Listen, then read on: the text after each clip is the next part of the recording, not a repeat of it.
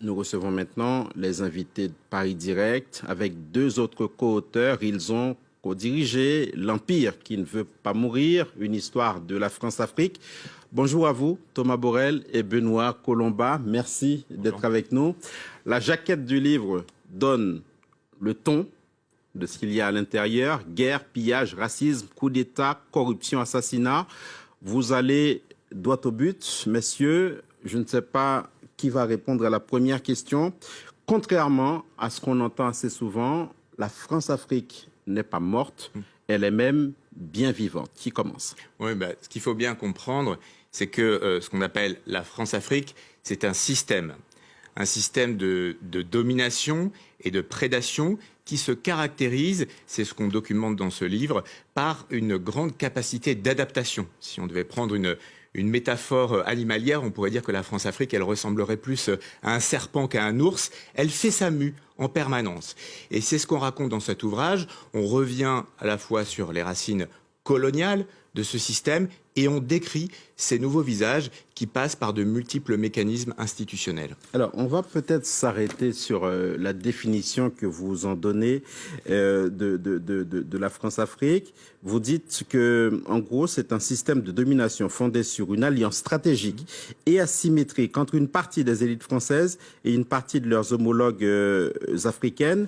Et ces mécanismes qui se déploient dans une relative indifférence de l'opinion publique française, on va y revenir tout à l'heure, permettent à ces élites franco-africaines de s'approprier, de se partager des ressources économiques, politiques, culturelles au détriment des peuples africains. Vous parlez de prédation, messieurs, ça ressemble à peu près à une association de malfaiteurs, non ?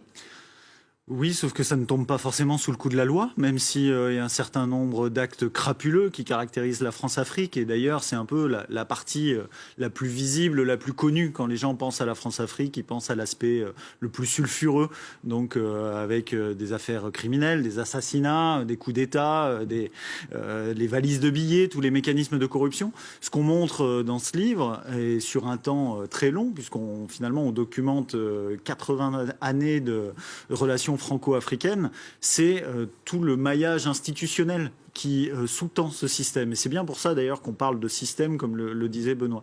Donc effectivement, il y a un mécanisme, un système de prédation, mais qui repose en bonne partie sur des fondations légales. Et c'est une grosse partie du problème. Et donc vous passez au crible ces rapports entre la France et le continent. Il y a un passage, Benoît Colomba, qui m'a interpellé sur la transition entre un impérialisme formel, un impérialisme formel. Vous dites en somme que ce qu'on a appelé les indépendances ne participait au fond que d'une grande illusion, que d'un tour de passe-passe. Expliquez-nous. Oui, c'est ce que je disais tout à l'heure, la grande capacité d'adaptation de ce système au moment des indépendances au début des années 60. Le pouvoir gaulliste a choisi sciemment d'organiser ces indépendances formelles, mais tout en poursuivant ce système avec ce qu'on appelait le néocolonialisme. Donc la France-Afrique a continué à travers des dispositifs comme l'aide au développement, la coopération. Mais en fait, les deux allaient de pair. Il y a une phrase d'ailleurs de Michel Debré, l'ancien Premier ministre français, qui, un responsable gabonais, a dit à l'époque, l'indépendance, elle va de pair avec la coopération.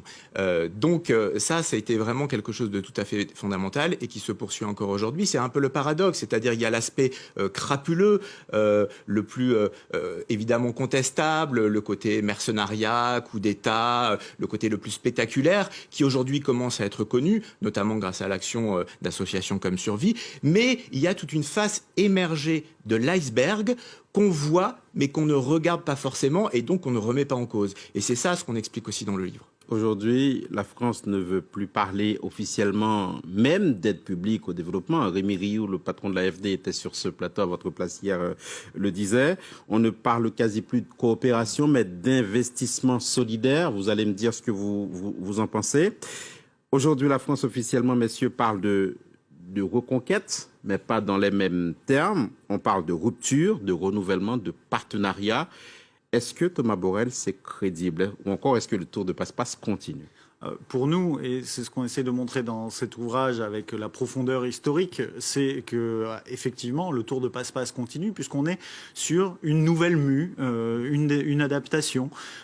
On est sur des réformes qui sont annoncées. On nous parle de rupture. Avant Emmanuel Macron, Nicolas Sarkozy l'avait fait, François Hollande l'avait fait.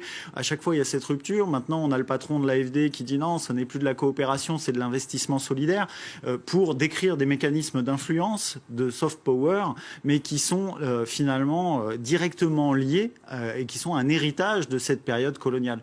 Et Benoît disait le pouvoir gaulliste, mais ce qu'on montre aussi dans ce livre, c'est qu'avant même le retour du général de Gaulle, les dirigeants politiques envisageaient cette politique-là, cherchaient à comment maintenir l'influence sur l'empire de manière informelle, pour passer de cet empire formel à cet empire informel. Aujourd'hui, on a des dirigeants politiques ou à l'Agence française de développement qui nous disent on va faire de l'investissement solidaire, on fait de l'influence, mais finalement derrière c'est cette idée de maintenir une forme d'ingérence politique et économique, maintenir des marchés pour les entreprises françaises. On nous dit qu'elles perdent des parts de marché, mais le gâteau grossit, donc en fait le chiffre d'affaires des entreprises françaises en Afrique grossit, et la France déploie toute une batterie d'outils pour maintenir finalement ces marchés-là et quelque part écrire l'histoire à la place des peuples africains. Alors, il y a eu de grandes figures, évidemment, de la France-Afrique. Jacques Foccart, évidemment, puisqu'on ne peut pas ne pas parler de lui, mais il n'y a pas que lui. Il y a eu d'autres figures. On pense à Ali Bongo, on pense à Jacques Chirac et bien d'autres. Quels sont aujourd'hui ce qu'on pourrait appeler les gardiens du temple de ce qu'il reste de cette France-Afrique qui s'est transformée?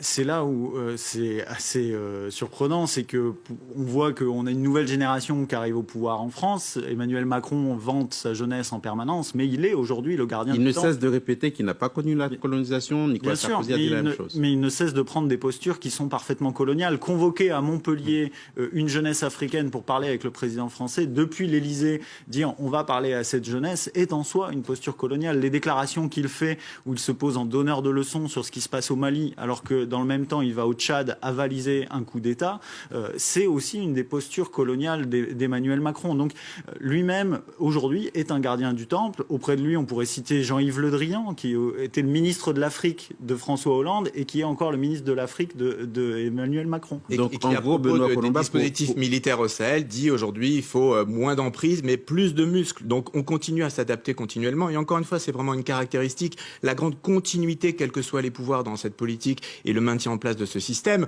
On peut évoquer la figure de François Mitterrand, qui est finalement, c'est très peu connu, un des précurseurs de la France-Afrique dès la 4e République, donc avant le pouvoir gaulliste. Il a été ministre des Affaires d'Outre-mer en 1950.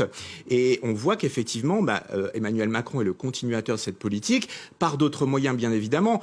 Un mot sur son expression, il avait parlé de conversion des regards à propos des relations franco-africaines. On pourrait plutôt parler de diversion, finalement, en mettant en scène ce prétendu dialogue avec la jeunesse africaine. Si on vous suit bien, Thomas Borrell et Benoît Colomba, le fait que cette réunion se tienne à Montpellier, ces jeunes, ces artistes, ces sportifs et tout ça, ce nouveau sommet Afrique-France sans les chefs d'État et de gouvernement, ce n'est pas significatif de quelque chose de neuf, bien au contraire.